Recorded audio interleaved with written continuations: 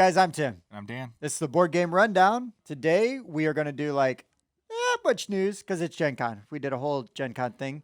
We're going to talk about a couple Kickstarters. And we got top 5 for you. So, my tiny little bit of news, and it's just because I'm a big fan of this game. Very soon, actually, I believe people that pre-ordered it are getting it now. The DC deck building Dark Knights Metal standalone expansion. So it's big box expansion. Dark Knights Metal. Yeah, so it's based off of the recent DC. Is this the Bat comics. Who Laughs stuff? I think so. Yeah, Okay, yeah. okay. Like real dark looking. Yeah, okay. That's Looks really cool. I like to not look in advance. I'm getting a copy because it's DC deck builder. Yep. I like to not look in advance though. Like I want to crack that bad boy open and just kind of experience it. So I know very little on purpose. But that's what I've got for news. Good news, Tim. What? Just good news. Oh, okay. Yeah, good cool. job. Yeah, thanks. Yeah, I just don't think you hear that enough. Nailed the news today. Not from you, that's for sure. Well. Next, super important because we always forget to do it. Yeah. Games we played. Games we played this last week. Got to play some games this week. I embarrassed myself thoroughly yesterday. You did. I can't wait to talk about that. So So let's talk about something else first. Yeah. So the first thing I played, I don't remember all of them probably. I finally played Barrage. Oh yeah. Yeah. You played with the wrong people. You got skunked. He's watching. I was not there. So no, I would have lost. Unfortunately, I went into Barrage having never seen it played or set up or anything. I had just heard good things and I had seen the box before. And I played with 2 people who knew very much how to play. You got in the pool with some sharks, buddy. I was trounced. I was destroyed. Sadly, they were betting money on it. But it was no, they bet my life. One of them owns me now. Gulp. It was a good game. It was fun. It was very crunchy. Going into it having known nothing, it was very mathy, very crunchy. If you play it wrong, you just go, look, my worker goes here. I get this. Thank you. Then you wait a half hour for your next turn, depending on who you're playing with. Downtime wasn't that bad, but that might be because I was spending so much time thinking because it was just right. I was just like, what do I do? Don't think. Just throw those workers on those spaces. I'll say Bob did not double my score, so that's good. But he came close. So I played Barrage. Cool. Sure. I like Barrage. Finally played it. I like Barrage. It's tough. Yeah, I'd play it again. It's just, going in knowing that everyone's way better than you. It's tough. Right. You're fighting we should play Barrage. And then it's like. That bad? Is that what you're saying? Yeah, well, I was going to say it'd be like 2 third graders trying to duke it out on a very complex. Yeah. Yeah, I just kept making the joke while playing it. That I was like, listen, I just inherited my dad's business. I have no idea what I'm doing. Right. Right. But Barrage is an excellent game. It's really well made. Yep. Are we getting into the ones that we played together then? Have you played anything without me? I don't think so. Okay. Wow, look at how special I am. I don't think so.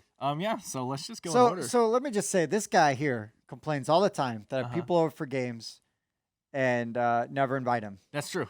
I invite you, and you guys show up 45 minutes late. That's true. Let me think. Yes, it's because we were playing Barrage. Yeah. At that time, we were scoring Barrage at the time we were supposed to be there. And we gotta go. Like, hurry up and beat me so that we can go. Right. But so they came over and we played Planet Apocalypse. We did because we're gonna do a review of it soon. It is a co-op game where you are trying to stop the invasion, basically, of hell's demons, into the modern world. I really liked it. I had a good time. Dan, I think, jinxed us and was like, when's this game going to get hard? Oh. And then we go in to try to fight the final boss. And he literally, oh man. All headstrong and cocksure, and we're like going to go in there, and we got smacked. Oh man. He just down. one slapped all of us, and we're like, you know what? Let's retreat. Let's rethink this. We'll come back. Yeah. And then we regrouped, and then we did really well. Yes. We just had, the game was like pretty easy, insanely impossibly difficult, and then we worked our way back up again, and we did pretty well. Right, and that's why. So the game went long, but it's because we spent a lot of time building up. Yes, but we did a lot of grinding. We did do a lot of grinding. Again, though, like, it is a very tough, potentially a very tough game. and we just happened to have a good team. Like we Yeah. worked well together. There wasn't a lot of conflict over who should do what. I feel like we made a lot of really good decisions, even though early on we did have some really bad die rolls. Yeah. Like basically don't roll a 1. And we Ever. would just all roll 1s all the time. Yeah. But I had a really good time playing and was glad we won. Now that you guys have played, like we're gonna try some of the other maps. Yeah, I'm excited for that because I have 5 games on this list that I played this week that I remember. I think that was my favorite one. Oh, right on. I liked playing Apocalypse a lot. I liked that feel. Again, I've talked about this recently, going Sure. into hard co-ops. Yes. You know, and I like that. And it gets harder. Yeah. Like we had a relatively easy time. Exactly. Yeah, it wasn't even that hard, but I could see the trails of where it will become Right, hard. right. Like, yeah. Right. And you can So- see where there's some mistakes you can make, right? Like there's some timing of getting some abilities and do you Yes. fill up because you've only got so many ability slots. Mhm. And if you get excited and fill them all up early and then way better stuff starts coming out and you're like, oh no, I can't take any of that. And that would save me. That would be useful. That would be Yeah. useful. You know, so there's a lot to it. It's a lot of fun. But Yeah, and I just had I'm not even exaggerating here. I had one of the most fun characters I've ever played in any game ever. The character I was playing as, John Dark, John Dark was so fun. You basically you're like a total masochist or whatever. Like, well, you had an ability. You bought an ability Yes. that gave you points for getting hit by a Yes. specific demon. well, that's true. So you would be That- like, "Don't but kill then this that went demon because with I want him to his- hit me." That went with his abilities. You're right, but It there was did. mainly that card that made it so fun for me. Where Right. it was like, so I would literally just like follow this demon around and let him hit me, so that I could get a bunch of in-game So- money. You yeah. could call it, right? The courage. Yeah, to to then spend to power then up more. increase your abilities. Yeah, I kept getting like 14 courage in front of me, and everyone's like, "What is happening?" I'm like, "I'm just getting punched." Yeah, you're like, Like- shouldn't they have markers of these that are like 10s? And I'm like, no, because nobody gets that much courage. Yeah, that was great. It was time. fun. I like playing Apocalypse. It was a good time, and I was glad to get in a tough co-op with some good I players. do think it's funny that I saw some people talking online about like we played on like an S map, right? And I saw some people like, "Wow, that is so cool! That's such a cool map! Like, I love the idea." And I'm like, you can call me a Debbie Down or whatever, but I'm like, it's just a straight map where the enemies walk in a straight line, and they went, and they just made it curve. right. Like, there's but nothing special about the shape of the map. It just looks it, cool. it looks cool, but it does serve a function because if you flip that map over, you make you don't make an S, you make it a circle.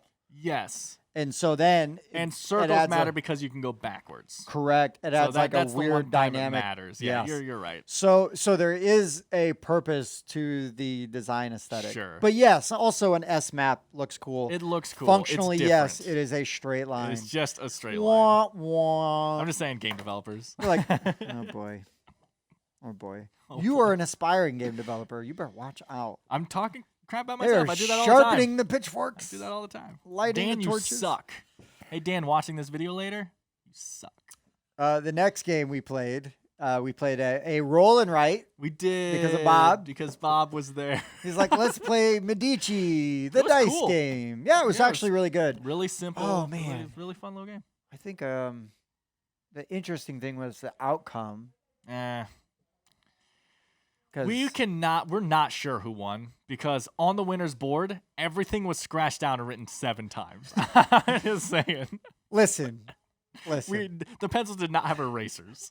Right. So you can't go. Here's the thing: is I made a mistake. I scratched it out, and Bob's like, "Well, that's why it's a pencil." I'm like, "If that's the reason, then give me a dang eraser, you dummy." You can't say that's why it's a pencil. Pencil's no good without an eraser. Who A cares? pencil without an eraser is known as a pen. Like, it's- It might as well be a tattoo gun. Brrr, I don't care. Whatever. I won fair and square. There was no takebacks on turns. None of this scythe crap. I won straight up by 5 points. Beat you by it was 5 super points. close. Yeah. 5 points. And he literally, if he had taken one die different in the last Oh, you mean turn, the one I you were like would've won. covering with your hand? I was not. I was literally staring at it the whole time, though. He was talking about a bunch of dice, and I was like, that's your victory, Tim, right there. That's Good little fun rolling It's right. kinda Again, true. it's not like it's one of my favorite games ever, but it was extremely simple, extremely fast, and it might be. I'm trying to think about all the roll and rights I played, but it might be the easiest to learn I've ever was done. pretty- it was it was literally pretty just simple, hey, and do scoring- this. scoring was really easy. Yeah, so that makes it feel nice. But so again, I'm following the habit of every time I play a roll and write, I say, oh, it's actually pretty good. It's fine, but I don't like roll and writes. I didn't love maybe the art or the aesthetic of it. Sure, what art, right? You just have a paper with some colored shapes on it. Right. I guess there's other games I feel like do it like a little bit better, but mechanically that was the game was big very thing we talked enjoyable. about with Unlocking Insanity is how well the art style and the pictures fit and are Absolutely. thematic. Absolutely. But and then oh boy, my shame. Oh, is that next? My shame is next. The last game we played of the night. No. Wait, what else did we play? We played Oh, Fuse. we played Fuse. I forgot all about Fuse. Yep. I never played Fuse. I know Fuse has been around a while. Renegade Games, very popular game. Kane Klenko. And it's good. Fuse is really good. Dan taught me how to play because we're also like kind of working on a game that might be inspired by some mechanics of basically drawing dice out of a bag. But I had a really good time playing Fuse. Yeah. We played wrong the first time. We played wrong the first time, and it was really hard. And literally halfway through the game, I like stopped it, and I was like, something's wrong. The game should not be this hard. Right.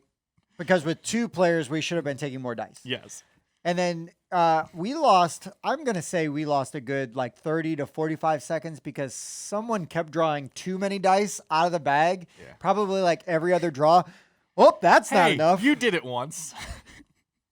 Once. I probably did it 4 times, yeah. You probably did. Yeah, I'm really bad at pulling the right amount of dice out of that bag. I don't know why. But honestly, though, Fuse was a really good time. I almost, if it wasn't getting later and I wanted to get the Evil High Priest in, I was going to be like, let's play this again. Sure. Like, I want to do it again. Like, we can do better. Kind of like Conclusive, exactly. right? We can do better. Yeah, it's a nice game that is always 10 minutes, max, because you might win before then. Right. So, and we got close. We had 3 bombs left. Yes. So we're going to come back to Fuse and play that again because I really had a good time playing it. Now we get to my shame. My shame. What did we play next? Oh, man. So this was so funny. So Evil High Priest. We were playing Evil High Priest right here. Yep. Right here. It's a Peterson Games game. It's one of the ones they sent us. It is basically a straight up worker placement game, right? The unique thing about it is you've got multiple boards to where you can place stuff. And originally I would have been like, oh, the boards, there's a lot of them. But it makes sense why you have them because they do different things. It gives you some flexibility. And also one of the boards that has like 5 or 6 slots on it to put a worker isn't even in the game at the beginning. You get it once a certain thing happens. So you start with less actions. Then you're like, hey, here's more actions. Now here's more actions. Thing, like this thematic thing happens. So that was cool. Right. And you build up like the board with your sanctum. So you build up like your vaults, so you can store your treasures and keep them safe from investigators who are going to come and raid your stuff and try to steal your things. So we were probably pretty close. Actually, we were very close in points. Really close. We're really close in points. And I was like, I saw an opportunity to strike. I'm like, I'm going to do this and trigger this huge raid and it's going to, which I could withstand, but there's no way that Dan could. Dan can. I did not withstand it, and it wiped out all of my points. Yeah. I mean, I lost like 50 plus points in that raid. Yeah. How many did you lose? 0. Turns out I was able to withstand it, even though it was a powerful raid. I grossly misjudged.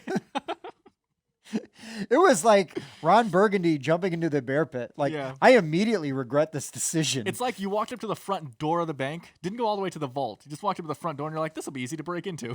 I think I'll do this. And you're just like, there's a lot more past that wooden door. And then immediately was gunned down by real bank robbers. I had a really good time playing, but I really biffed big time.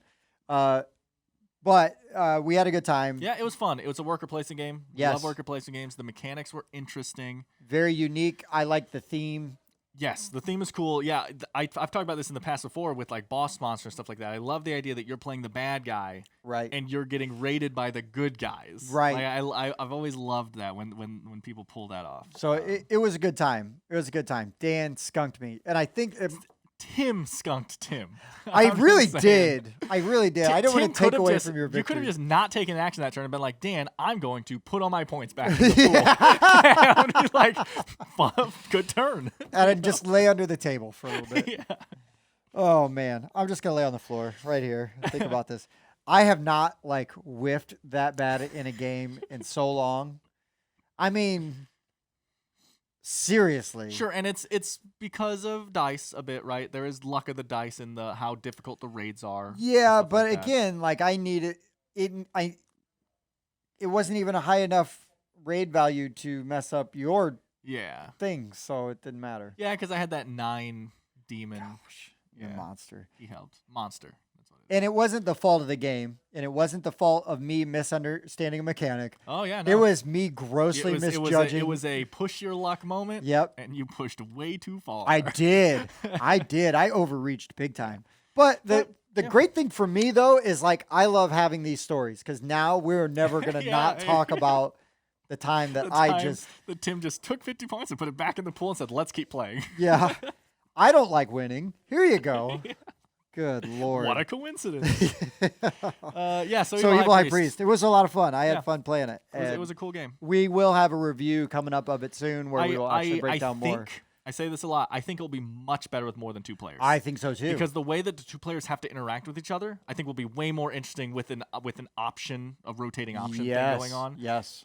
So I'm looking forward to seeing that because otherwise it's like the take that is just between you and I, right? It's literally whenever a card says choose a player, it's just like, okay, well. You, I guess. Yeah. But you'll hear more about Evil High Priest in the future from us. What else did you play? You got any others? No, that's it. That's it? Well, that's it that I wrote down and remembered. No, that's fine. That's fine. We'll get right into Kickstarters then. Oh, yeah. Kickstarters.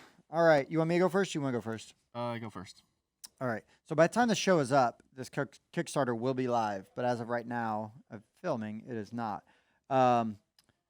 Redline, tactical card combat game from Saving Throw Studios. This looks really neat. I grew up playing like the BattleTech RPG and other tabletop kind of strategy games. I even played like a BattleTech game on Sega, like that I really liked. I was gonna say like I haven't played the tabletop ones, but I used to play like Mech Warrior. Yeah. All kinds of stuff like that, right? Yeah. So one of the people that worked on the designs of the Afrits, so the mechs, is actually a BattleTech artist. Stephen Huda. Okay. I'm not sure if I'm saying that the right way. But anyways, this game is 2 players, plays 30 to 45 minutes. And there's like simultaneous combat. You're trying to complete like missions. And I'm a sucker for good like head-to-head just like skirmish game. Yeah. But this is with cards. Yeah. So it's just boom, boom, boom. We're playing. I love like deck building, Yeah, of course. Games. Interestingly enough, there's like a $35 gets you the core set. So that's the game. Like a $55 pledge gets you the core game and a playmat. Okay. Which is cool. Playmats are nice. That's a big plus for me. I just don't know how to store them. Especially on skirmish games. Playmats, very nice. And then there's some other pledge levels that are a little higher where you can get like miniatures of the mechs. Now, the miniatures, I don't believe, do anything for gameplay. So you're just having those for, like, collectability. You want to paint them. Or maybe there might be an aspect to the game where you're like, well, I'm here. I'm going to put my mini there just so you can see it. Sure. And paint it up. But if you like those mechs, you like doing those mechs up, and painting them, that could be worth it. But $35 for a tactical card combat game could be really good. The art looks really nice. I really like the art on it. Looks real... It's almost like an anime kind of style. I don't know. It feels right. It feels right with the theme. Sure. So I'm excited to see where it goes. I'm excited at really getting a good look at it. I've only seen the beginning stuff so far because I was kind of I don't know why I had this like I kind of want to wait till it hits Kickstarter too and see everyone else at the same time. So I've only seen all the beginning images stuff. So I was looking forward to seeing when this pops soon. But yeah, so Redline Tactical Card Combat. That's my game. That's my first one. Okay. I'll go into this one first, I guess. Mission to Planet Hex 2.0. Okay. Basically, it originally came out through GameCrafter. Oh, right on. Right on. And now they're on Kickstarter. You know what's crazy is that could have gotten started at a protospiel. Yeah. Yeah. James Fitzpatrick III from Move Rate 20 Games. Sure. Making it 2 to 4 players, 30 to 90 minutes. There's 25 days left, and it is almost funded. It is definitely. Oh, that's a rare one for you. Know. You didn't. 25 days left though. This thing's guaranteed. Right. Like people are liking it. Let's hope. $30 for June of next year. Again, I talked about this last week. Everything is coming in June of next year. Sure it is. So not too much to say about this game except that it is a hex-based map, Planet Hex, right? And you have these little spaceships, and you're kind of moving around on these hex-based maps and doing getting resources and stuff on this to complete your mission file. Okay. So everyone has their own mission file or something, and you're trying to complete your mission file by going around getting resources and exploring these tiles and building up this map kind of thing. Sure. It is a small little cool. I love, which is weird. I don't have a lot, honestly. That one game that I used to compare to Seven Wonders all the time has been on the top of my buy list for a long time. I can't. Across the Stars has been on my buy list for a long time because I don't have a lot of Among the Stars. Good point.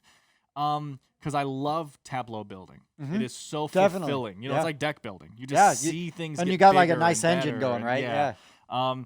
So yeah, this looks like it has that kind of thing going where you're just constantly building up this map and moving around and getting more resources and actions. I can dig it. It's a cool looking game. Mission to Planet Hex 2.0. All right, well, my next one. We're peering into the future. We're gazing into the future.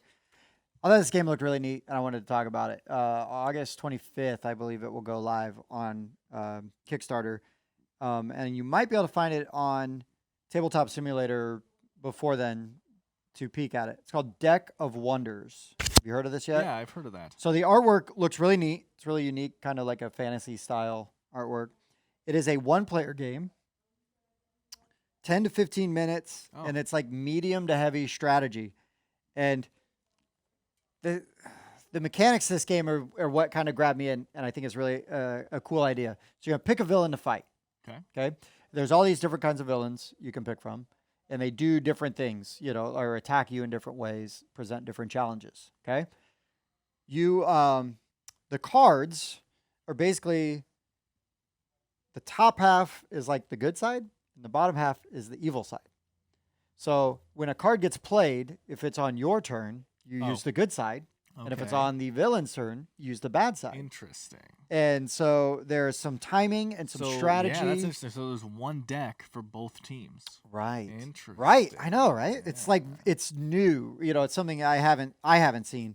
There's also like a weird, I shouldn't say weird, but there's an interesting like legacy mechanic. So you can like unlock cards as you beat villains and like meet challenges and do things. And then there's different ways that you can build your deck. So let's say I'm picking the villain X, okay? You can go with a constructed style, which that villain they recommend you use these cards. And these cards are also attributed to that villain. Like there's going to be cards mixed in there that are specific to that villain, okay? There can be what they call, where is it? Oh, there's pre-made. That's the first one. Constructed, you go through, like I'm fighting villain X. I'm going to assemble a deck out of all the cards to kind of tweak my play style, you know, and I think that these abilities will counter this. Yeah, just put all the bad cards in, all the good cards in. Or you can do faded, where you just shuffle in. Oh, boy, just and random. Rando, give it to me, baby. Let's go. I can see that working. It could be fun, man. But I thought it was really neat how the cards are like, you know, top and bottom, and depending on the turn. Like, so I really, really want to see this I'm going to look at it on tabletop because I want to see how. Yeah, no, that's really cool. I like that idea so much because it's not just the, you know, unique originality and stuff, which it has, but also I love the idea that, okay, it's my turn. I pulled this card. Oh, I took that ability away from you. You get to see what they lost, and you also see what you lost on their turn. Like, oh, that villain card. Oh, I lost the heal I needed or something, right? Like, and it looks like you're just trying to like knock your opponent's health down. Sure. You know, but yeah, it looks really neat. I strongly recommend that people check it out.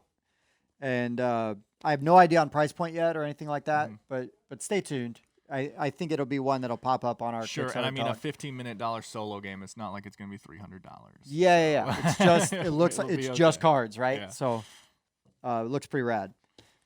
What else you got? So I have two more. All right. The one I'm going to barely mention, though, I don't know much about it. I was just like, hey, this has anthropomorphic animals. You love anthropomorphic animals. I actually was like, this looks okay. Okay. So it's called Animal World War. Oh, and it's right a two-player. That's not the one I thought you were going to talk about. It's a two-player fight, like skirmish game.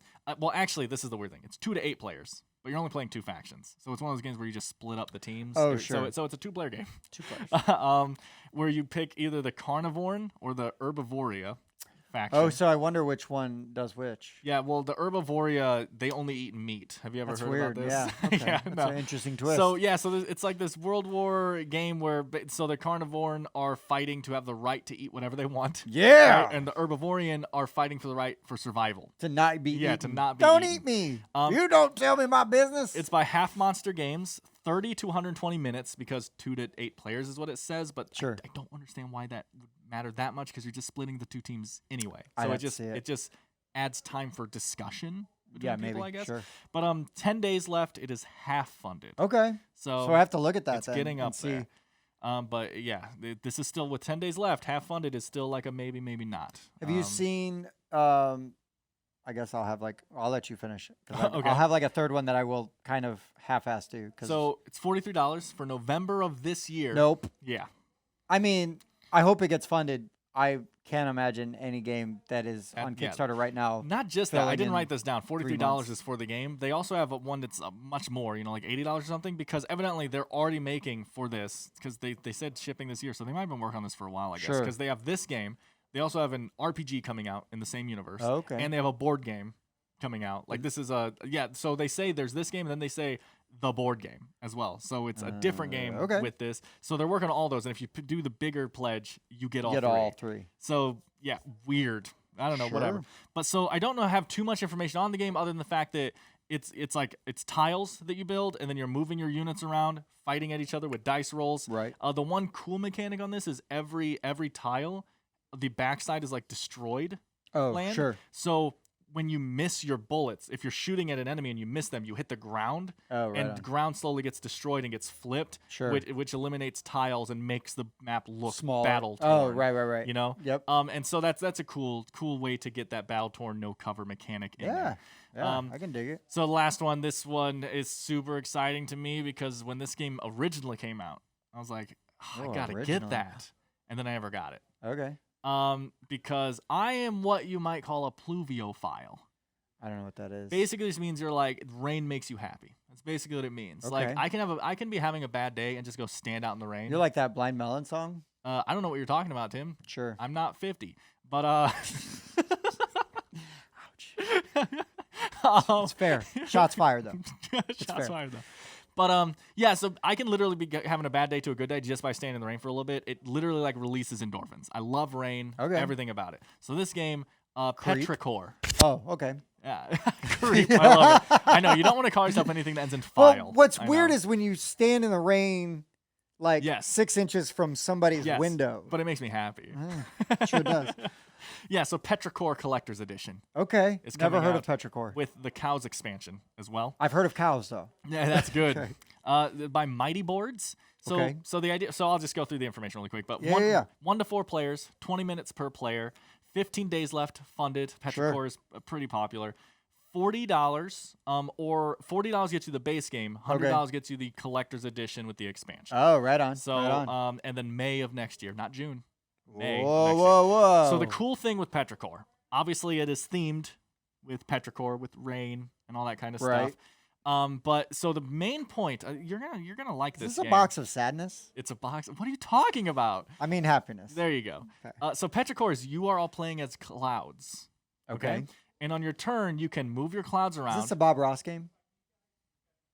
He's still talking. Sorry. He's still. Well, like a happy little cloud up Yeah, here. you know. yeah. No. Okay, so we're all I clouds. am happy though. And We're a all cloud. clouds. So we're all clouds. Yep. You move around this board and you collect rainwater. Uh-huh. Okay. Then you move around and you drop the rainwater on plants. And Okay. So we are all trying to be the ones that help the world grow the best. We want to help the grass grow and stuff like that. Sure. The best. I honestly don't know anything about the cows expansion, except that it probably adds cows. But Maybe they fart and produce oh my methane. God. Oh my goodness! I thought then for a that- second you were gonna say something intelligent. You- Don't raise you that. You did the finger point like something like a Lower point was those gonna be- expectations, my friend, because it No, ain't but happening. the board is gorgeous looking. Even the original ones have these like 3D like cardboard clouds you make that Oh, you right move the on. rain around on. That's but in the updated one, they are cloud shaped.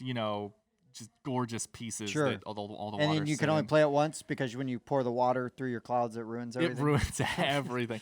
So the raindrops are like they're colored, but they are like the viticulture. I don't know what those things are called. The little glass things that cover the wine. Oh yeah, I sure. don't Those remember little what those beads, are called, little glass beads. But yeah, so they're gorgeous they're glass beads. Sure. And yeah, I love the artwork of the game, the box art. I love the idea. I gotta look this up. yeah. It sounds really neat, actually. Yeah, I love. As hard of a time as I gave you. That actually sounds really. I interesting. love the look of this game when it first came out, and now I'm having a second chance that I'll probably also miss. But sure. Yeah. Yeah. So you're reminding me of two things. Next month coming to Kickstarter, Dungeon Fighter. It's coming back. Oh yeah, out of print. That's right. Super hard to find. Dungeon Fighter is so much fun. Yeah. It is like there's a target.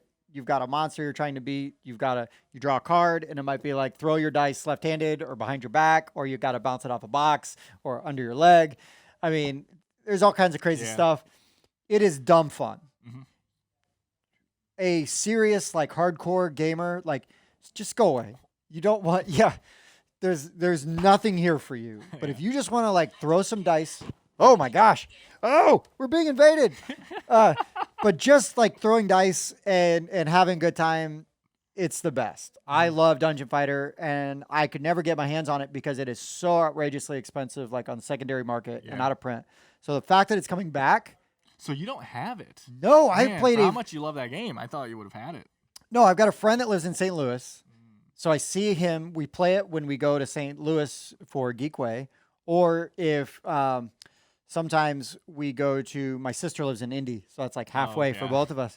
And she'll do like a gaming weekend, and he and his wife will come up, and I'm like, David, please bring Dungeon Fighter, please, please, please, please, please. And so then we play it, and and we get loud, and irritate everybody else around us because we're loud and rowdy. But man, is it fun! And another fun one, I'll talk more in depth probably next week. I just had so much Gen Con stuff I want to talk about. Lizard Wizard. I don't know what that is. Oh, so it's the same people that do Raccoon Tycoon. So you'll love it because it's like anthropomorphic See, that word's lizards. And they're wizards. And they're, of course. I've got to look more at it. Of course. Look deeper into it. But it looks pretty interesting. And I like the art style. So... stay tuned for that. So now onto our top 5. Yeah. Top good. 5. Top Top 5 games.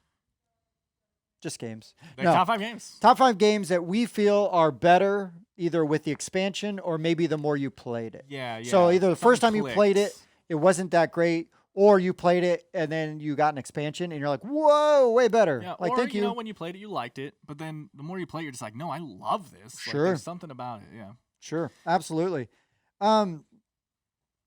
This was kind of an interesting list for me, and I made some marks as far as like what made it better for me.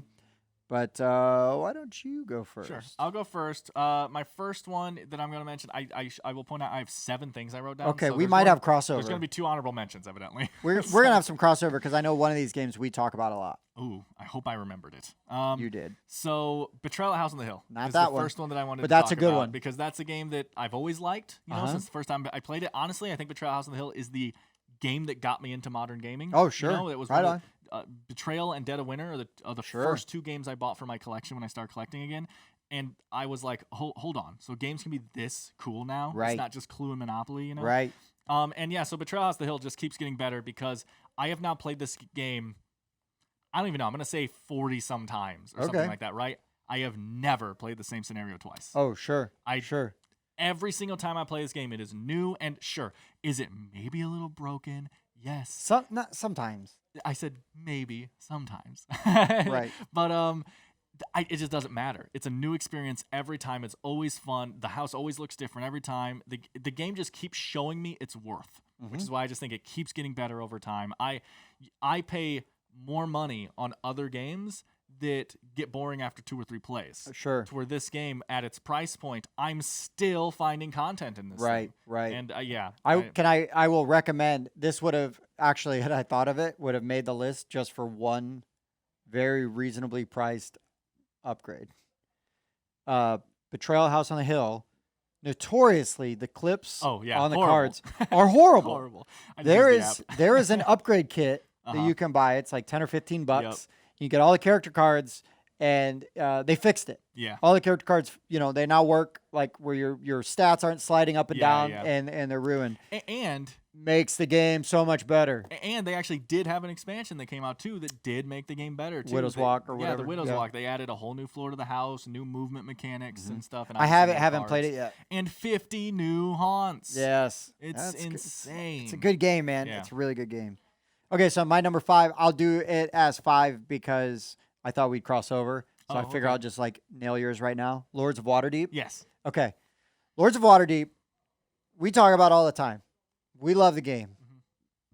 It's fine if you don't. The base game is fine. It's really good. Yep. Base game's fine. It's kind of basic. Yes. But the Scoundrels Skullport. and Skullport. I think it's the Scoundrels of Skullport. Scoundrels of Skullport expansion makes the game 20 times better for me. Yeah. And you don't even have to play with, because it's technically 2 expansions, and you can play with everything all together, or you can just play with one or the other. Either way, I usually just play with everything all together because it just makes it like this much more crunchier, a little bit more strategy. I love all the extra buildings. Yeah, adding more spaces and stuff. I love nice. Yes, more actions to choose from, new quests, like quests that are really hard to fill but give you a ton of points if you do. I love it. And the whole mechanic of, I can't remember what it's called. The skulls. The skulls, yeah. It's like the corruption. Corruption mechanic. Is that what it's called? Yeah. So yeah, that whole like taking corruption makes you way more powerful. But like if you're the only corrupted person or the most corrupted person, like really bad stuff. Bad happens, times, man. So. Bad times. And it's a little push your luck there. So actually, not the reason I put Lords of Waterdeep on my list. All right. As a matter of fact, I will say it was actually originally going to be an honorable mention for me. Ooh. Just because I have a similar game on here, and I didn't want to talk about 2 games that were so similar. But so Lords of Waterdeep, the reason it was on my honorable mention or on the list is because for me, the reason it keeps getting better is because I keep playing worker placement games and I keep going back to Lords of Waterdeep. Oh, sure. So you just keep getting this appreciation for how well it did what it did. Where I play other games, I'm like, don't get me wrong, I love other worker placement games. But then I go back to the super simple, clean nature of Lords of Waterdeep. I'm like, yeah, this game did it so well. Yeah, no. And so I just keep getting this appreciation over time. Sure. More and more for that game. No, I get it. Oh, I love it. It's my turn, even though I was just talking. Lords of Waterdeep. Well, I'll talk about the game that's similar to Lords of Waterdeep. Yeah, then, right? do it. It's obvious. Champions of Midgard. Champions of Midgard got 20. I know. He has not done it yet though because it got 20 times better with the expansion. Okay. And he has not played the expansion yet. But I have not. Champions of Midgard. I love it. Base game anyway, but it does get a little boring. Like it doesn't hold up as well as Lords of Waterdeep base game is what I'm saying. Sure. And yes, the whole thing is it's a worker placement game where a lot of it is luck. A lot of people say the same thing about Stone Age, where it doesn't matter how much effort you do, if you just roll bad, you get no resources. Sure. Right? So people say that same thing with Champions of Midgard. You could just roll bad, everyone dies, you get nothing. Wow, what a turn, right? So I guess for me, now here's the thing. Like, I want to just be clear that that's not my issue with it. Sure. Because I love the drama of the roll, right? The thrill of the dice. I mean, we were playing Planet Apocalypse, you know, and you're like, I just need to not roll a 1. Oh, I rolled a 1. You know, so sure. I enjoy sort of that aspect of it. Please continue. Oh, okay. Yeah, so the thing that Valhalla adds, it adds a couple things, but the big thing that it adds is basically every time your dice die, every time your warriors die, you get little chits representing. So if a yellow warrior dies, you get a yellow chit and all this stuff. And then those chits are like their souls, and you can offer the souls to Valhalla for very powerful cards and upgrades and stuff. And so it makes losing your dice not only not nearly as bad, but sometimes you purposely send people on suicide missions because you're like, I really need some dead axemen. You're sadistic. So yeah, so it massively increases the game because it adds a level of mitigation that the normal game just doesn't have, and people love mitigation, right? Yeah. But yeah, other than that though, I like the art style of Champions of Midgard. I like the idea that I actually talked with Jeff, our editor, recently about a mechanic for a game. Of having we're all against each other, but there's also this central goal that we kind of need to work together on. Oh, sure. So none of us want to fight the, I don't remember what it's called, troll, I think. None of us want to fight the troll, but like one of us has to or we all get punished. Right. Right. And so I like that mechanic in a game like that. But yeah, Champions of Midgard, if you do not have the expansion, just please go get the Valhalla expansion. It increases that game tenfold. Sure. So my number 4, XCOM. Oh, really? Yeah. Cool. Yeah, XCOM. So there's a little bit, I feel like there's a little bit of a learning curve with XCOM. A little bit. Because it's tough. It's like right? Root. Yeah, but cooperative. So. Yeah, I guess I like Root better, but oh, sure. I'm just saying how everyone's doing something completely differently. Yes. And like one person kind of has to know how to run all 4 roles. Yes, So. agreed. And so with that, the first time I played XCOM, I was like, well, that was a lot of fun, but you know. And then second time and third time, it got easier and easier as we played. And then also the expansion, like the expansion adds enough stuff. You're like, all right, cool. Like let's do it. So I don't have like a ton to go in on it because I'm also like a little wary about app reliant games. Sure. Sometimes, so I still kind of like have some nervousness with XCOM just from that. But I mean, really, XCOM. If you play it the first time and you're like, I didn't understand anything. I don't know what happened and why did we lose? Well, you lost because the game is hard. Super hard. But the more you understand it, and again, I like the drama, I like the tension. You know, like they're invading. You know what I mean? Like they're in the space. We gotta, we need a Sky Ranger in Australia. I can't afford a I Sky know. Ranger. It's so good. It's so good. So I really like all that stuff about it, and I just think that XCOM you really benefit a lot from multiple plays, and the expansion doesn't hurt either. Yeah. The expansion makes it a little bit easier, I think. But that's me. That's what I got. Okay, next I will do, these are going to be kind of out of order because I'm going to do, again, a game that kind of, so I did Champions of Midgard because of Lords of Waterdeep. I'm going to do this game because of XCOM. Okay. Not the same, but similar reasons what I'm saying. Robinson Crusoe got way better over time because I started learning how to play it. You know that game. Like, extremely difficult game. Hi, do you hate yourself? Yeah. Let's make you miserable. Yeah. Because unlike you, your characters in Robinson Crusoe do not like the rain. Oh, rain sucks. Rain's bad. Rain sucks. Yeah. Well, their shelter doesn't like the rain, really. Nope.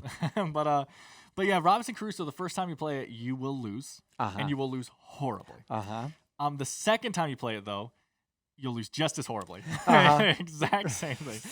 Once you play it like 6 times. You get bit by a snake. You get further, and then you die. No, but the thing with Robinson Crusoe is the first time you play it, there's so much going on, and the game is so hard, and it just beats you down that you just walk away like, I don't even know what happened. Sure. Like, I just got punched a bunch, and then the game ended. Eventually, though, you start actually understanding, okay, here's the smart move we should do here. I should, you know what? It's worth the risk. I need to split my actions, and I need to roll the dice this time. Or sometimes you just know that action's too important. I have to spend my whole day doing that action and guarantee its success. And knowing when to do those things, the game gets so much better over time once you start learning the nuances of the game. Sure. And when is the right time to do certain things. And then you realize after 10 plays, we won. Right. We won. What happened? Oh, you played wrong. Yeah. What happened is you win after 10 plays, then you realize you've been doing a rule wrong. I've probably played Robinson Crusoe around 10 times. Lose or something 7 like that. more times. I believe we've won twice. Ooh. So that's a 1/6. Sure. I've played 3 times, maybe 4, and never won. Yeah, exactly. Got close once. Got close once. But yeah, Robinson Crusoe, you understand it better, and it treats you better. That's what happens. So my number 3 is Terraforming Mars. I think I haven't played all the expansions, but even just the corporations expansion that come with, like, don't even not use them. Just when you're learning, even just put them in. It makes it better. It gives you more stuff. But also Terraforming Mars, the artwork's okay. You know, whatever. It is what it is. Some of the cards are better than others.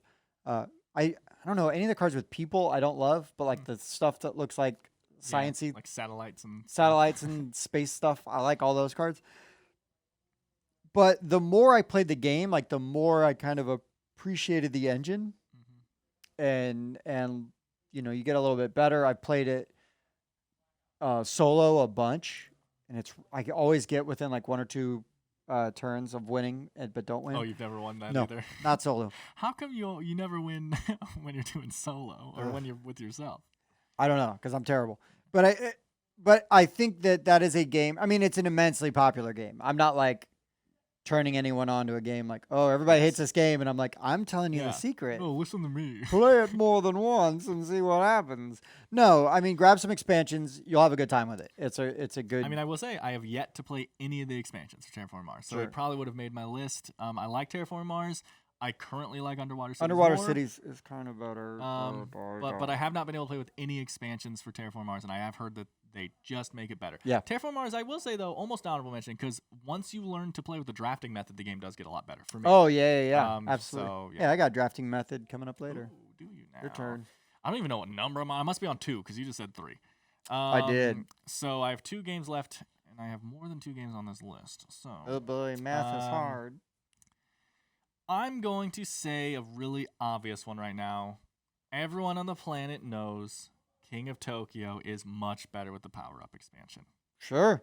It's just fact. I don't really have to say anything else. King of Tokyo, great simple game. The power-up expansion, the main thing it adds is when you roll 3 hearts on your turn, and you keep it, obviously, in your final roll, you get an upgrade card from a personalized deck that is just yours. So it adds this asymmetric powers. Yeah, it adds these asymmetric powers to King of Tokyo, which is what the game needed from the beginning. Everyone and wanted what that. do we love in our games? Yeah, asymmetric powers, man. So yeah, King of Tokyo. If you like King of Tokyo, which if you've played it, you do, and you haven't played with the power-up expansion, you don't have it. It's super affordable, and the game's better in every way with the power-up expansion. Just do it. Just Shia LaBeouf it. Yep. Just do it. You would also improve it by getting the Cthulhu expansion. Sure, I mean, there's all the Cthulhu, there's the Pharaoh expansion, there's the Halloween expansion. They all make the game better. Right. But the power-up expansion is like almost necessary. That's a good point. Incredible. That is a good point. Oh, and I switched my 1 and 2, so the drafting will come later. Okay. So my number 2 is Tapestry. Okay, haven't been able to play it yet. So Tapestry, the first time I played it, was like, okay, this is good, but like, I feel like I'm missing something. And I think that I've heard it described this way, and I think they're right. The first time you play Tapestry, you're going to get like 5 turns in and go, I've been playing wrong. Like, I'm not building the way I need to build. Like, I've not been doing stuff right. So then the second time you go to play and you figure out how to focus and, you know, and kind of zero in on like on a strategy, you're good to go. And also, you'll have the familiarity of the rules. You're going to see your civilizations they're all different, so you're going to get used to some of those and like how they play. But Tapestry gets better. Every time I play it again, I like it more. Sure. And there's a lot to it, and there's still a ton of civs that I haven't tried out yet. There's still other strategies I want to try because you're advancing on tracks. You know, and so you can advance on tracks. You can expand sort of territory control in like the middle of the map. So there's like all these different things you can kind of do. And so Stegmeyer guy likes tracks. He does. He just has every game. He's like, let's have 6 tracks on the board. Let's just do it. Hey, he knows what he's doing, man. He makes good games. Yes, he does. I have not been able to play Tapestry yet, but I've heard really good things. We will play it. I can't wait. It will make a board game roulette. Oh yeah. Yeah, I've heard the big thing with Tapestry is knowing when to do your payment era. I don't know what that's called. Yeah. Yep. That's like the big thing with Tapestry. It is. Because you could, in theory, right, you're going to go through like so many eras or ages, and when you decide to receive payment, so you might basically, you can do it at any time. Yes. But you can do it a certain amount of times in the whole game. Correct. Right? Yeah. You get, 4 or 5, I forget. So sometimes you wait until basically that's the only thing I can do. Sure. Right? Like Lords of Hellas. So in Lords of Hellas, you play all your actions, but at any time you can select the one, like the build monument, and you get all of your stuff back and it clears your board. So Tapestry is kind of a similar thing. So you could do it early, like you might still have stuff available, but you're like, nope, I'm gonna do it right now. And then you get a new thing. Well, here's the thing is that only triggers for you. Yes. So not for everybody else. So you could burn out and finish like way early, and then everybody else is still going. Mm-hmm. And there will be some arbitrary things that will affect you a little bit, but it is a little bit of a drawback potentially. Sure, you because almost eliminate yourself from the game. Kind of. Yeah. But, I mean, you may have enough points where you're like, everybody knows, Jimmy's got blah, blah, blah points, so we got to try to figure that out.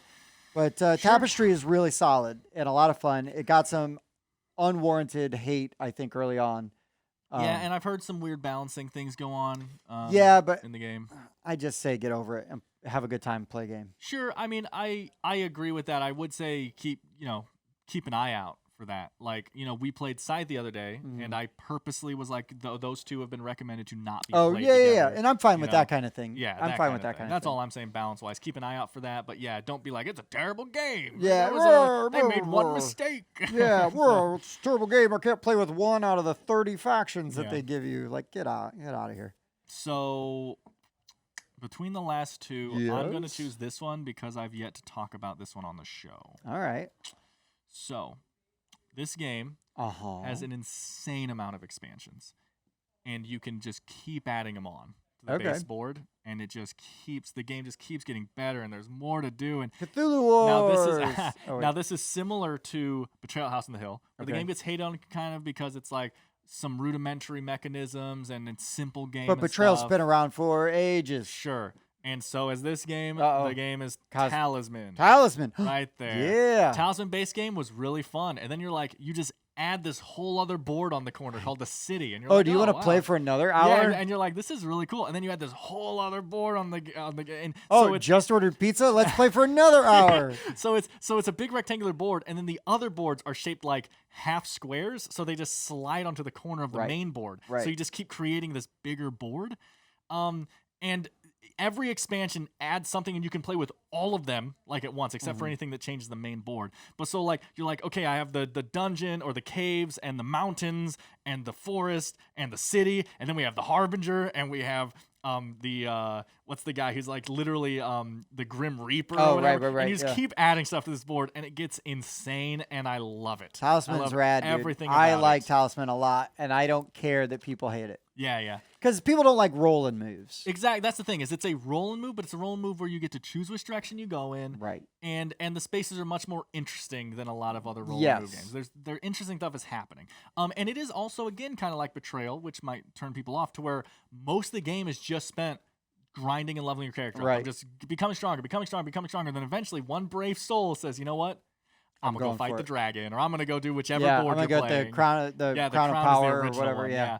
And then you have to go through the trials in the middle of the board, and, as your character's getting beaten down. You're like, I can survive. I'll do it. I'm coming. But yeah, Talisman is a really underrated game, I think. It's obviously a proven system, though, because we have Talisman, we have Relic, we have Batman Talisman, we have Kingdom Hearts Talisman, and then we have Star Wars Talisman coming out. So it's obviously a proven system, guys. I don't get the hate that's for Talisman. But yeah, Talisman... Snobs. If you like Talisman, just slowly start buying the expansions and adding them on. Because every time you add something, you're like, oh, interesting. Oh. Like, everything's cool. It's good. Yeah. It's I like Talisman. And I with you, I think, again, there's going to be gamer snobs. Talisman, that's fine. Yeah. Go be miserable in your corner. I'm going to play games that I have fun playing.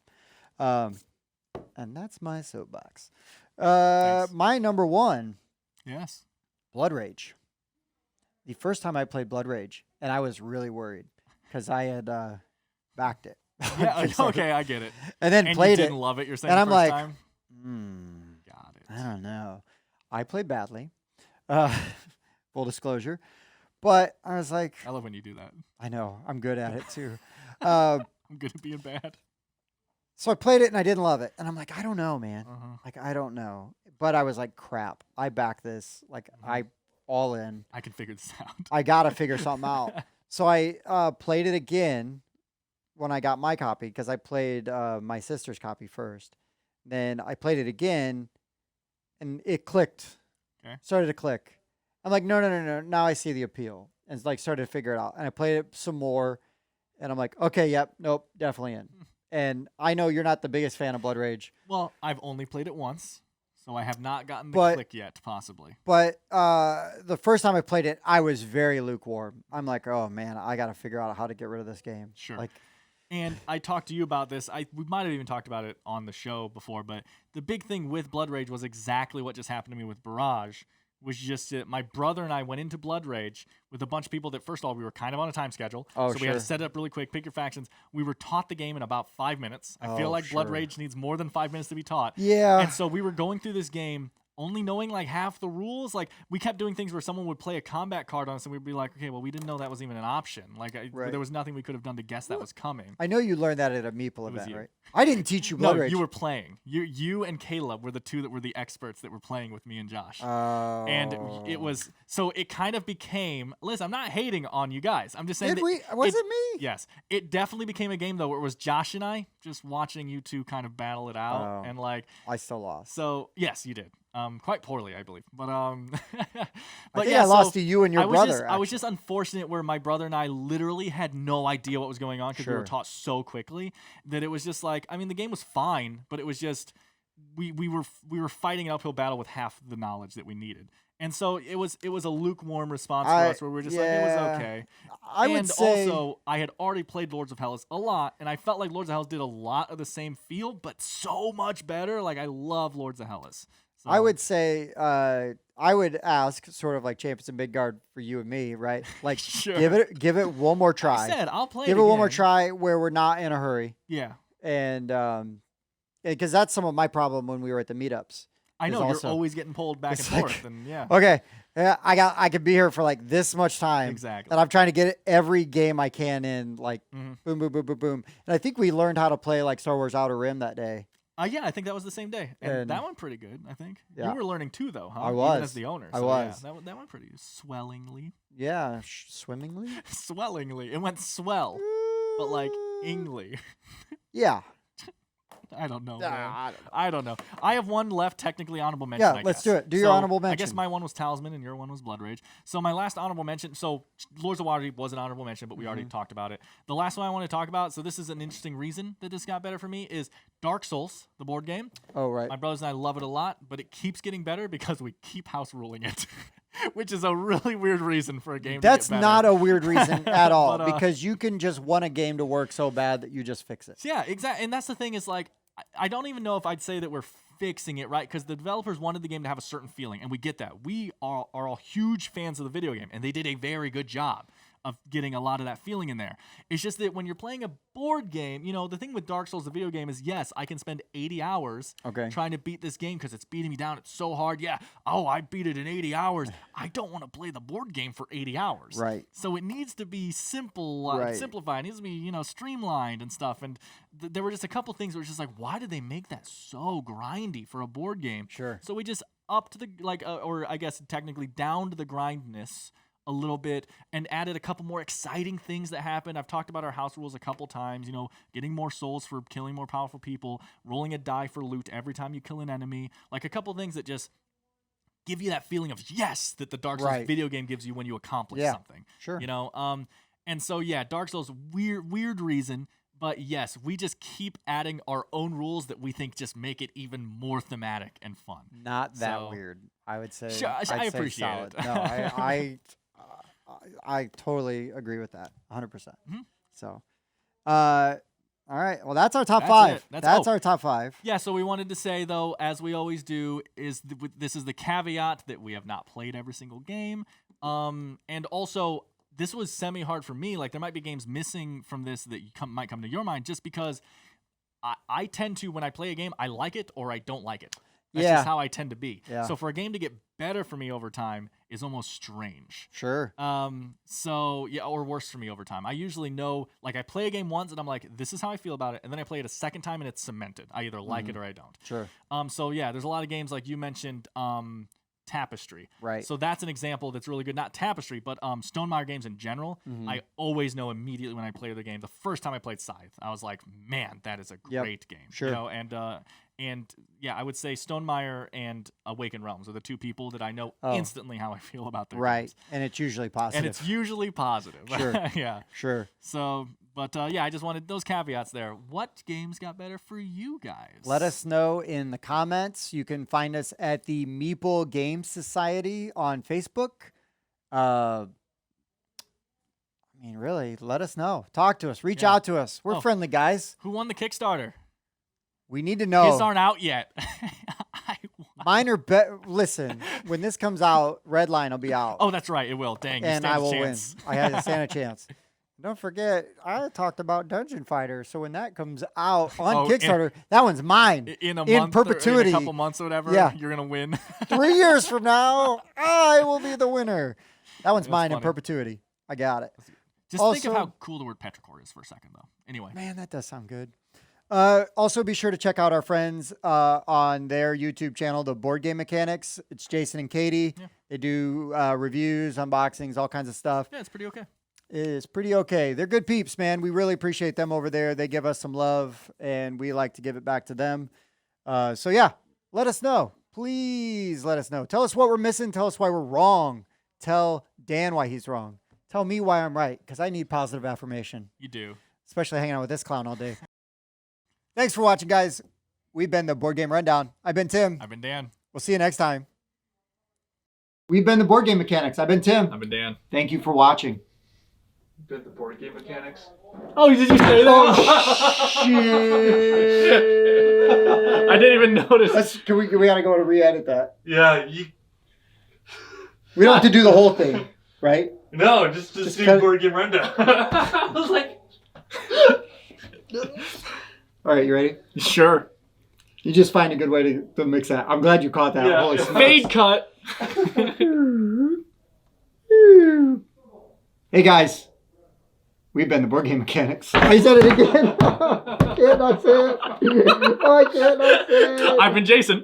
I've been Katie. Sorry, Katie. I'm so sorry. Don't hold it against me. Oh, man. Okay. That's great.